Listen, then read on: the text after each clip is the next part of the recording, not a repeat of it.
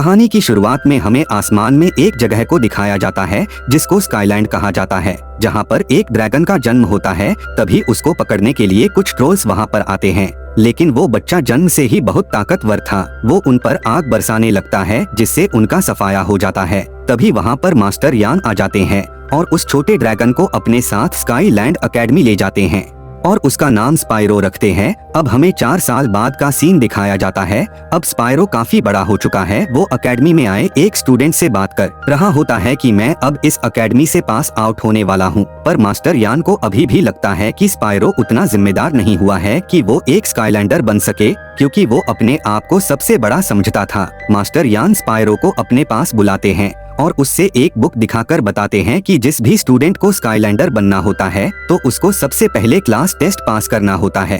Spiro बचपन से ही fighting में बहुत अच्छा था और आज तक एंट्रेंस टेस्ट में स्पाइरो से अच्छा कोई नहीं कर पाया था, लेकिन स्पाइरो लास्ट टेस्ट में फेल हो जाता है। अब सीन शिफ्ट होता है और हम एक केउस नाम के आदमी को देखते हैं जो एक सीक्रेट बुक के पीछे पड़ा हुआ है जो पूरी दुनिया को कंट्रोल कर सकता है। वो प्लान बनाता है कि वो ग्रेजुएशन पार्टी में घुसकर उस बुक को चुरा लेगा। वही इधर स्पाइरो और उसका दोस्त ट्रेनिंग कर रहे होते हैं ताकि वो फाइनल टेस्ट में पास हो सके। बहुत जल्द वो दिन भी आ जाता है। सभी स्टूडेंट्स टेस्ट के लिए एकदम तैयार थे। स्पाइरो भी वहाँ पर आ जाता है। मास्टर यान के कहने पर फाइनल टेस्ट शुरू हो जाता है। स्पाइरो अपने सारे अपोनेंट को हरा देता है और टेस्ट में सबसे आगे चल रहा होता है, पर वो मास्टर यान के इल्यूशन से नहीं जीत पाता और वो हार जाता है। उसके साथ उसके कुछ दोस्त भी हार गए थे, जिससे स्पाइरो बहुत उदास हो जाता है। इसके बाद हम देखते हैं कि मास्टर यान और नए स्काईलैंडर सीक्रेट बुक में कुछ लिख रहे होते हैं। तभी वहाँ पर केउस आ जाता है और सभी को बर्फ में जमा देता है और बुक को ले लेता है। स्पाइरो बाहर घूम रहा होता है।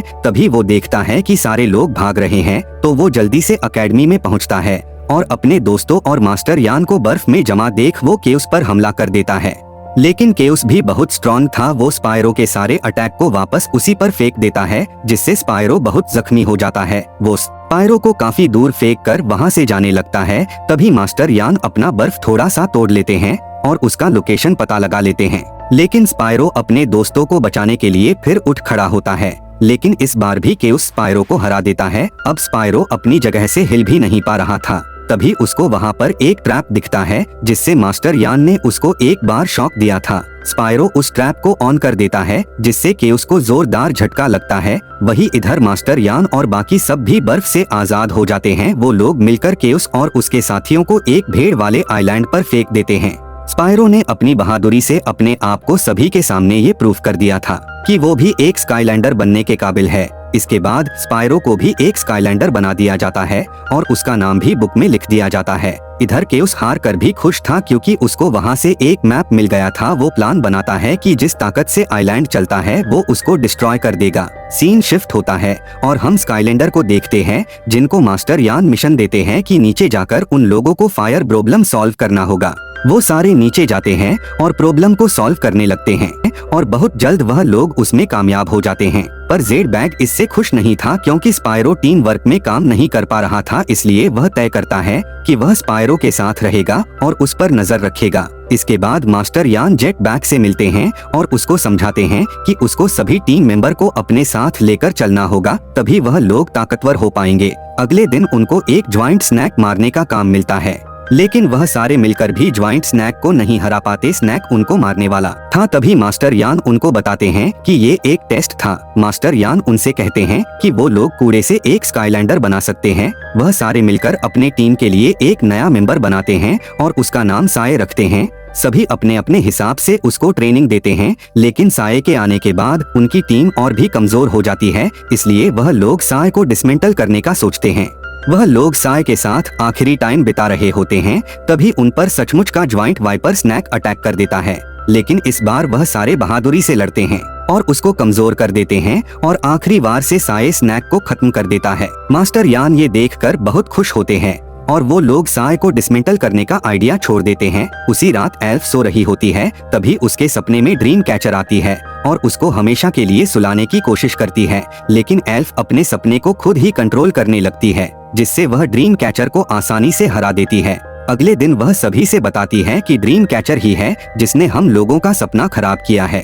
इसके बाद ड्रीम कैचर को कैद कर लिया जाता है। तभी वहाँ पर केउस टेलीपोर्ट हो जाता है। उसको लाइब्रेरी में टेलीपोर्ट होना था पर वो गलती से हॉल में टेलीपोर्ट हो जाता है, जिससे स्काईलैंडर्स उसको पकड़कर जेल में डाल देते हैं। स्काईलैंडर्स जेल के बाहर चौकन्ने होकर निगरानी देने लगते हैं। जेल में पहली बार केउस गोल्डन क्वीन से मिलता है। उनको देखते ही केउस उनके प्यार में गिर जाता है। सारे कैदी मिलकर जेल से निकलने का प्लान बनाने लगते हैं। जेल में गोल्डन क्वीन की पूरी फौज होती है और वह जिस भी चीज को छूते हैं वह सोने का बन जाता है। साथ ही वह ड्रीम कैचर को अपनी टीम में ले लेते हैं। इसके बाद केउस और उसके बाकी सारे दोस्त जेल से भागने में कामयाब हो जाते हैं।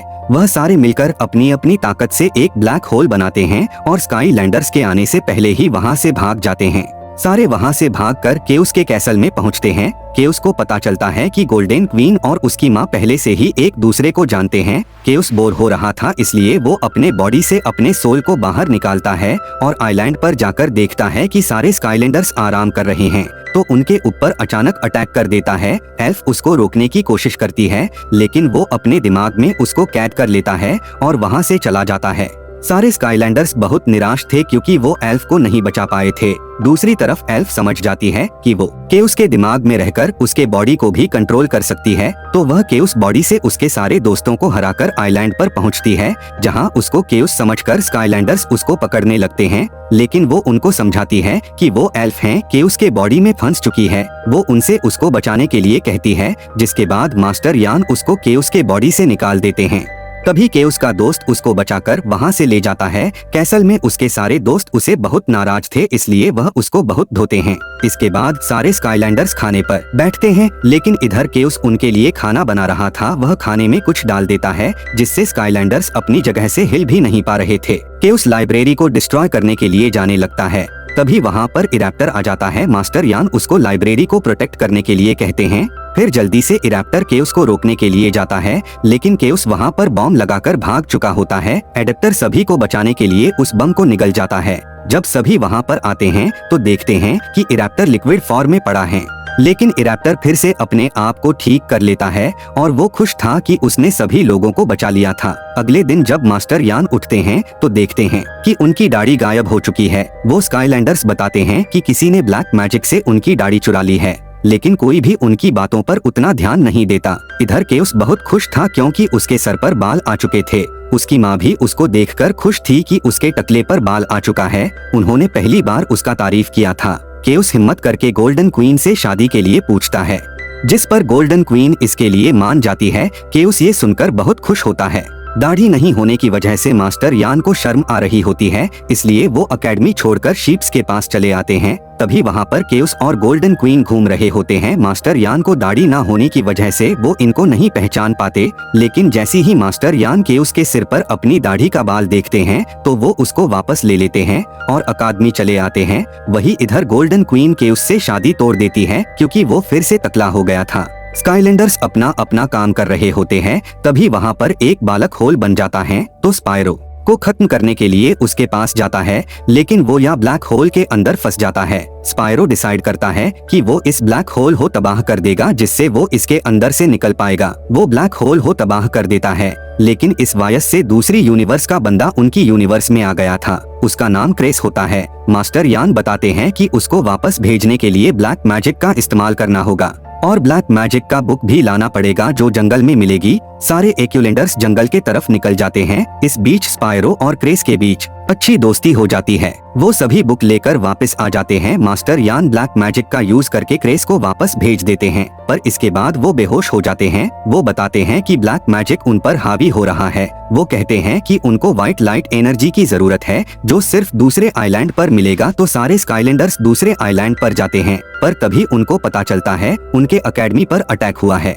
केउस और गोल्डन क्वीन लाइब्रेरी तक पहुंच गए थे और वो सीक्रेट बुक को ले लेते हैं। केउस उस बुक को गोल्डन क्वीन को दे देता है, जिससे उसकी माँ उससे नाराज होकर वहाँ से चली जाती है। ये देखकर केउस थोड़ा सा उदास हो जाता है। तभी वहाँ पर सारे हीरोज आ जाते हैं और मास्टर यान को वो सिरप पिला देते हैं, जिससे मास्टर यान ठीक हो जाते हैं। वो लोग बुक को भी हासिल कर लेते हैं। इसके बाद मास्टर यान उस बुक को केउस की माँ को दे देते हैं, क्योंकि वो अब बदल चुकी थी। इसके बाद ये मूवी यहीं पर खत्म हो जाती है। Thank you for watching.